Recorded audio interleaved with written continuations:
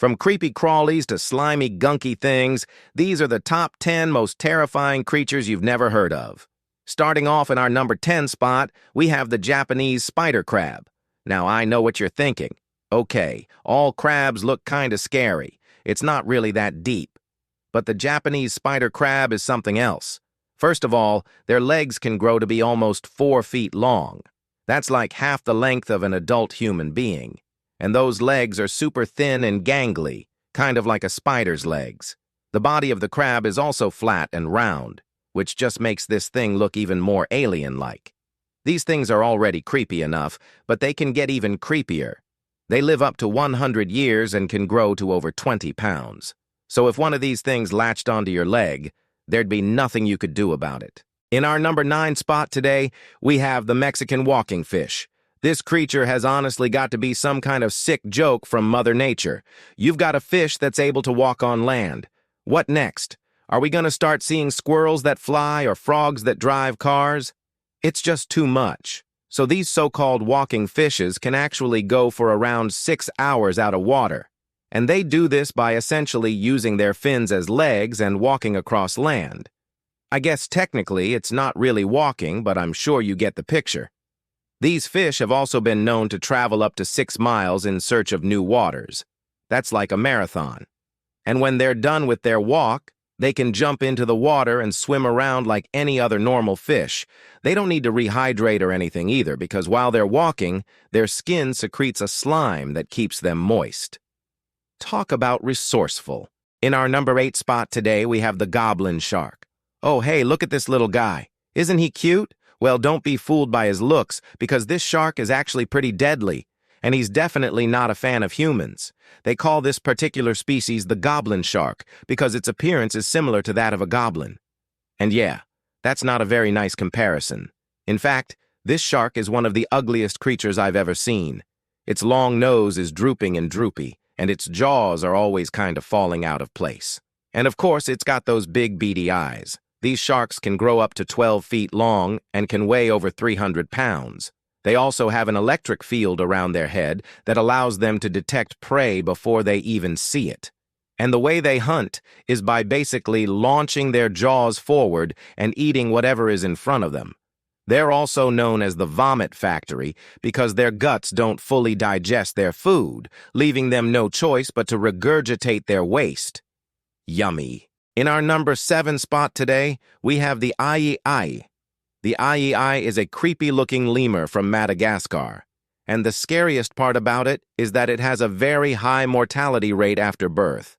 Only 1 in 1,000 aye-ayes actually make it to adulthood, and that's probably because they look so strange. Their eyes are huge and round, kind of like bug eyes, and their fur is long and stringy. And it doesn't help that they move around very slowly. If you saw one of these things creeping towards you through the trees, you would literally have a heart attack. The good news is that although they look kind of slow, they're actually super fast climbers. They're also nocturnal, which means that they spend their days sleeping and then come out at night to look for food. When they're searching for food, they use their long middle finger to tap on tree branches, and if the branches happen to have insects on them, the aye-aye will eat them. I'm sorry, but that does not seem like a very efficient way to find food. Seems a bit risky. In our number 6 spot today, we have the pink see-through jellyfish. Jellyfish are already scary enough, but the pink see-through jellyfish takes things to another level.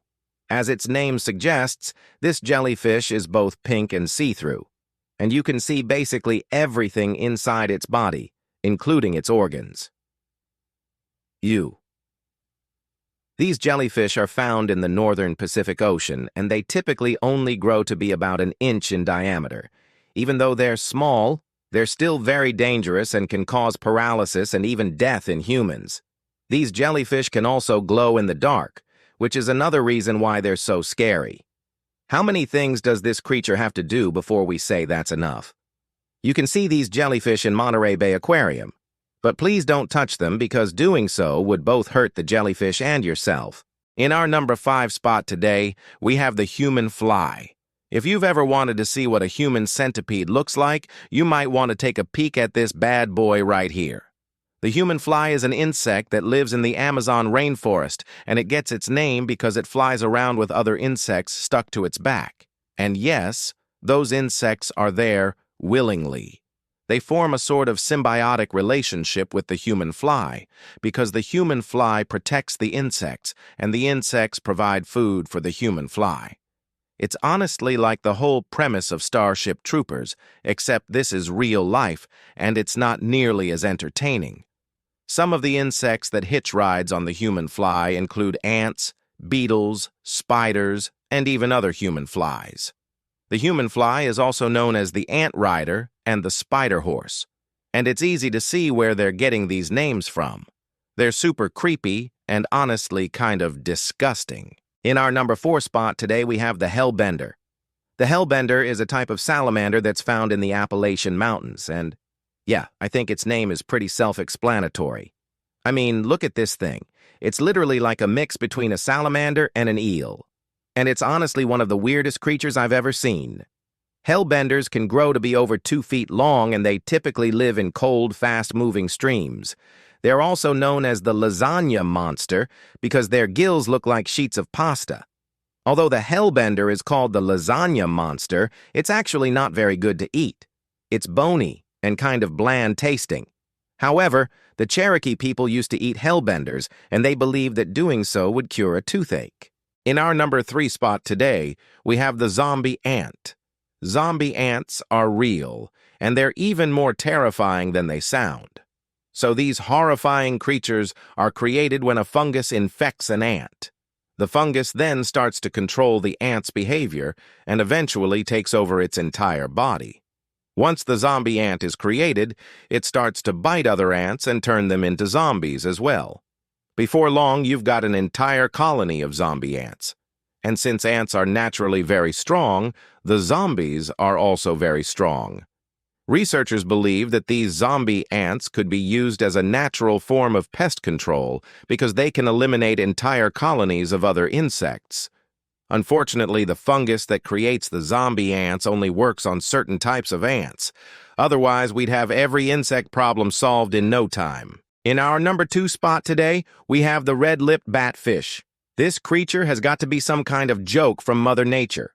Just look at it. It looks like a mix between a fish and a bat. And it's honestly one of the strangest creatures I've ever seen.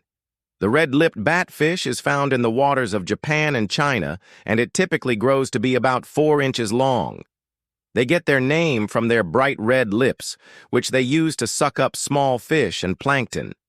The funniest part about this creature is that it doesn't really look like a fish. I mean, it's got a mouth, but it doesn't really look like a mouth. It's just this gaping hole that's filled with sharp teeth. It also has webbed feet, but unlike other fish, it can't really swim very well. It's much better at walking on the ocean floor. And all of that leads us to our number 1 spot today, and that is the mud skipper. The mud skipper is a fish that's able to breathe on land. And I'm not talking about like amphibious fish that can only last for a couple seconds. I'm talking about a fish that can breathe on land for up to 3 days. This fish has also been known to travel up to 15 miles on land, and they do this by basically sucking in air through their mouths, and then they use their gills to extract oxygen from the air. Mud skippers can also wiggle their bodies from side to side, which helps them move around on land. These fish are found in the coastal waters of Europe and Asia, and they typically grow to be about 10 inches long. They're also very colorful and have large scales that overlap each other. And that is why the mud skipper is our number 1 spot. All right, guys, that has been our list for today. Thank you so much for checking it out. I've been your host today, and I'll see you next time. Bye.